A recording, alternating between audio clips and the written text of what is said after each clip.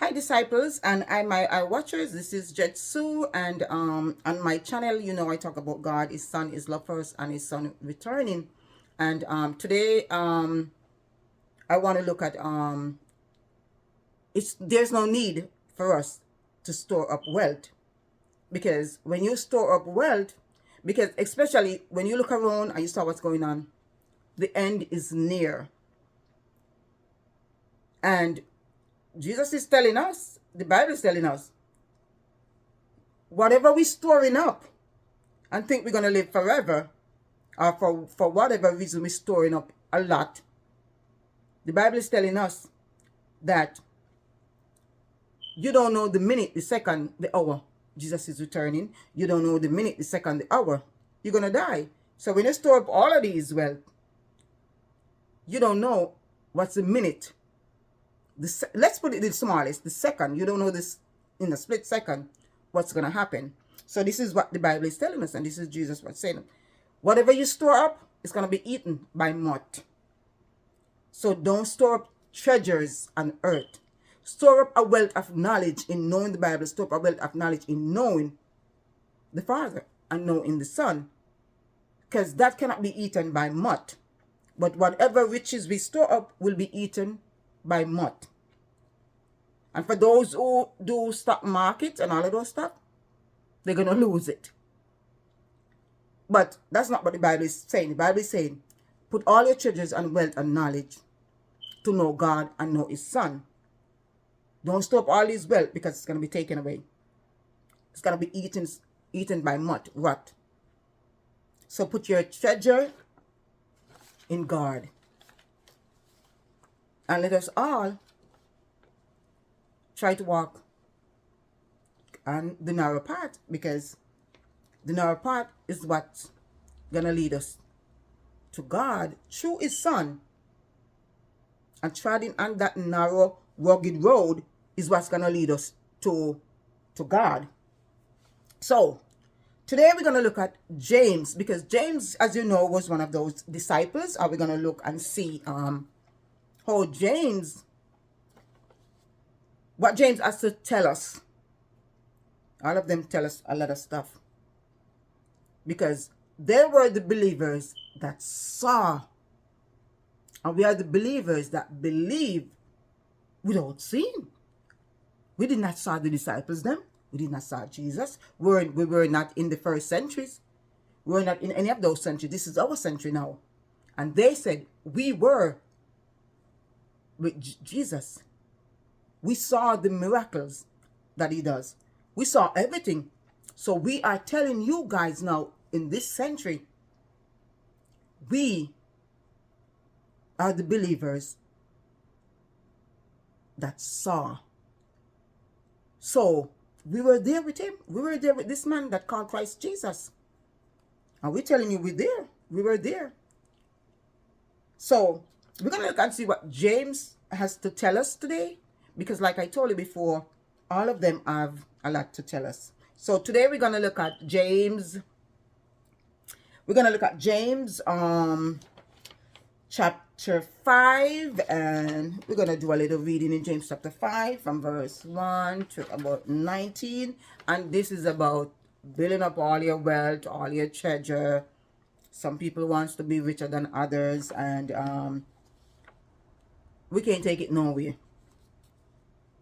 We're not going to be able to take it with us to the grave, because you have never, ever, ever saw, or you all going, I saw a funeral procession and a U-Haul truck dragging nobody belongings behind him. And if it does, guess what?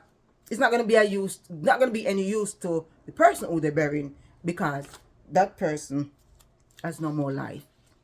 The only way that person have life is if that person did know God and know His Son. But that person still, regardless, still don't have no use for all those possessions. So James is telling us, because he was there and he saw and he believed. So he's telling us that heaping up all your treasures and wealth on earth doesn't make any sense, because you're not going to need it, and it's not important.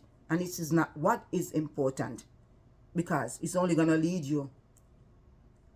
And for those who want it, the wealth, to be grudgeful, jealous, in strife, and all of these things cause greed, conflicts.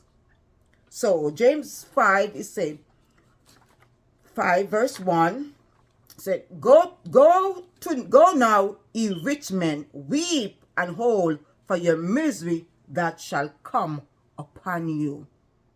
Go now, you rich men, heap up all your treasure for your misery that shall come upon you. In other words, you're heaping up all your wealth on earth, but you don't know the second what's going to happen.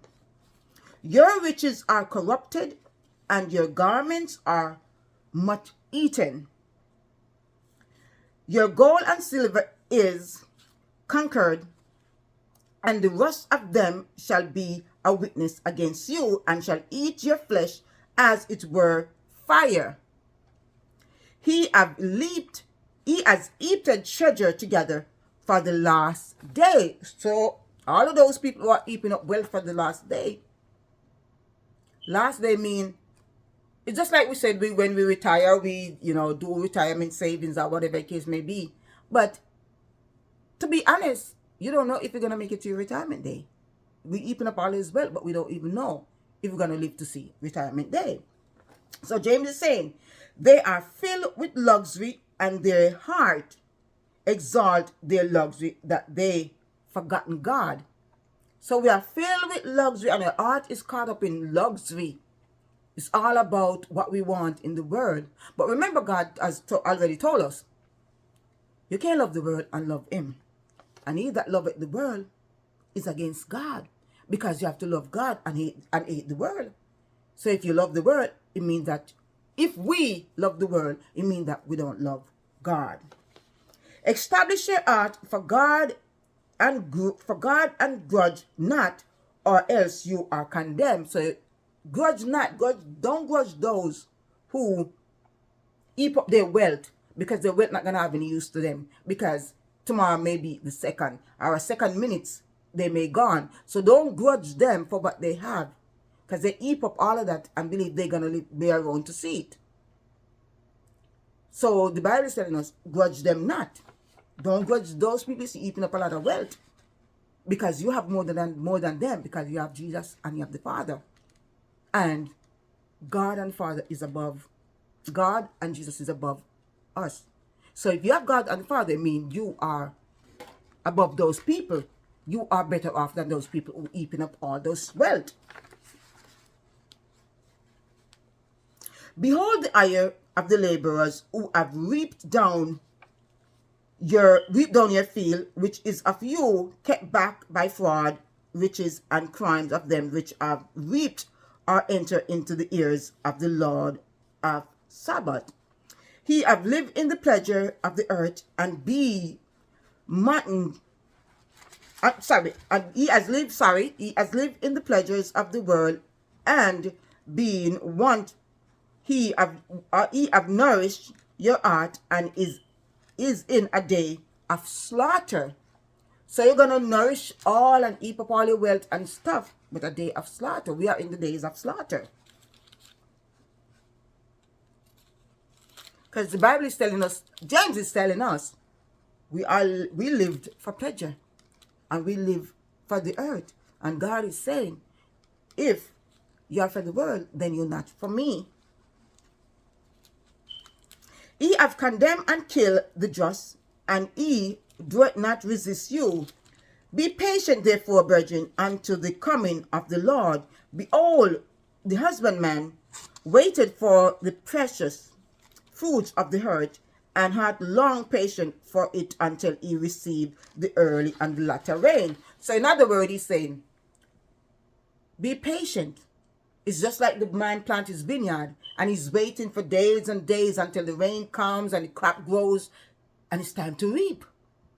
So be patient, because Jesus is coming back, and he's going to reap. He's going to reap all of those who waited on him patiently, fill their mind and their mental mind and process mind process and everything with heavenly things, and we not get carried away too much in the world. I not get carried away too much in the world.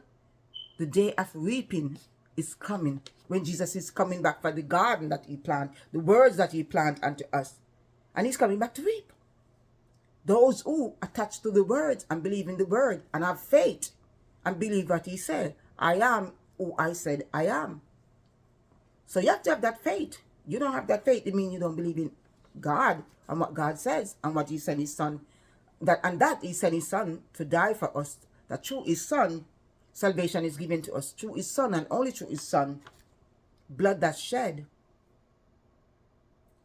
we're going to be able to see the Father through his son. So how much more warning do we need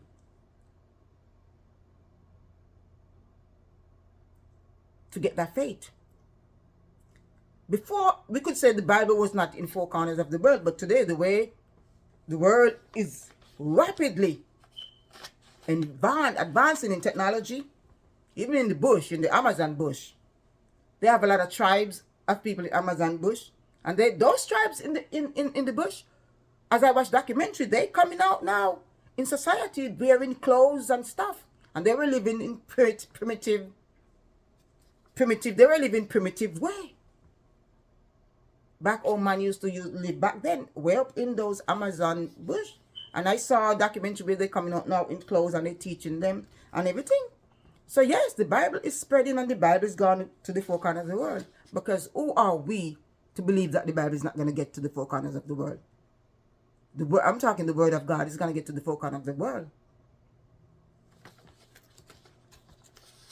And James is telling us, don't envy those who heap up wealth, because moth and rust is going to get it. Your heart is going to be corrupted. That's what he's saying. Your heart is going to be so corrupted with all your wealth and everything you're heaping up that you're going to forget God.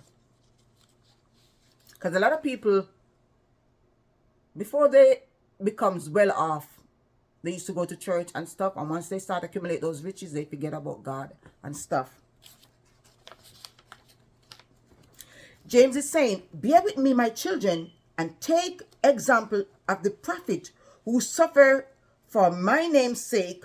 They are patient, awaiting their reward in heaven. So he's saying, be patient. Because the prophets, the disciples, and all of those people who gone ahead of us, they're waiting on their reward now in heaven. Those disciples, Peter, John, Paul, who became a disciples but was not one of the original disciples, Paul, they're now waiting patiently for the return. Oh yeah. All of those centuries of people that gone many years, they all waiting on the return, as so we today. So the grave is going to give up all of those people. Because remember what I said, God don't deal with the flesh, only the spirit. So when we look around today, we are seeing things that we have never saw before and probably only heard of. Earthquakes, every day is popping up. Flooding, popping up. Hatreds, killing, crime, lying, stealing. Everything is beyond getting worse. But remember, the Bible warns us. It says we have not seen anything yet, because we are not in the middle of the tribulation. Because if we're in the tribulation, which I hope and I pray that I'm not around when that happens, because it's going to be worse than unbearable. You watch the news and saw what's going on. I heard that people said, oh my goodness, this is so unbearable. Like this. They have not seen anything yet. I have not seen anything yet. And I don't want to be around for that. So I don't know who wants to be around for that. So James is saying, you children, me, us, we, who suffer for my name's sake, they are patiently waiting. Those disciples that gone on before, execute them and everything, kill them and everything, shame them and everything, stone them and whatever. Stephen the first, stoned to death. James is saying they're waiting patiently for the return of God.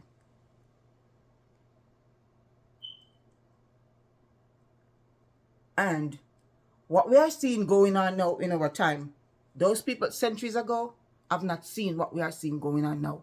We are seeing multiple flood and earthquakes and a lot of stuff we are seeing now. The level of hatred and stuff we are seeing now. Those people have not seen what we see, what we are going through now. Those people have not gone through what we have gone through now. They have not gone through it. So, any minute Jesus can arrive. Because Jesus said, how comes you ask, when the disciples asked him a question in Matthew 24, when disciples asked Jesus, what are the signs, Jesus? What are the signs so we can know when you're going to return? Jesus looked at them and said, wait a minute. I'm with you all these times. And every time the cloud get dark in the sky and the wind picks up and everything, I heard you guys said, it's going to rain. And guess what? You guys are right. It's going to rain. So now how comes you guys asking me this question? When I already told you guys, when you see a lot of this stuff happening, look up because your redemption draweth nigh. So if you can know when it's going to rain, when you see the cloud get dark and the wind pick up, and you can know it's going to rain, and it's really raining, how comes you guys can know when I'm returning, when I really told you? But I'm not telling you guys to look for sign. I'm telling you guys to be ready because you guys not going to know when I'm coming. So if you guys really sit by and looking for sign, you guys may not get the sign. I could be up on you in a split second. So James is saying, pray for one another. Pray for the sick who are afflicted. So James is saying, no matter what we're going through, we must pray for one another. Teach one another love about Jesus, about God.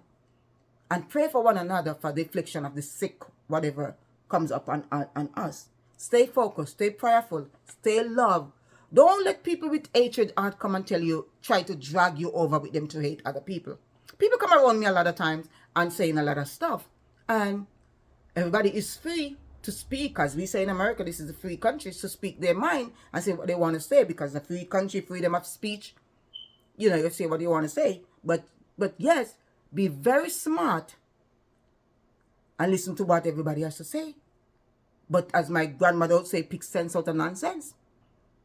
Don't let people drag you into hatred. When people come around and talking about hate somebody or whatever the case may be, you should be hateful because somebody hated you based on what we see going on now, based on racist conflicts. Don't hate anybody. Let God judge them. You can't judge anybody because you have sin. Only God can judge us. God can judge man because God does not have sin. And he is the creator. So, judge not that he be judged. So don't judge anyone. Try to love everyone. And don't hate somebody because somebody hates you. Just walk away from that person and just stay fast and just pray on and say, Lord, I pray that that person change their wicked way and their hateful way. But don't go around hating people because your friend is your friend hated somebody. I hated a group of people. Don't follow them because your friend damnation. You not gonna judge by your friend. God not gonna say, I'm judging you because I saw you following a friend. No, God gonna say, I give you a brain and wisdom and talent. So your soul is gonna be judged separately from your friend. You can't cry unto God and say, oh, but my friend caused me to do anything. No, it's not gonna work by God.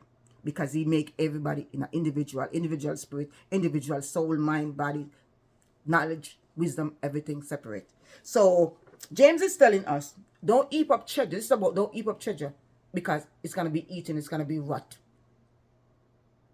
Fill your mind, soul, and body with the knowledge and the word that Jesus left. And that is love, charity. These three in Corinthians 13.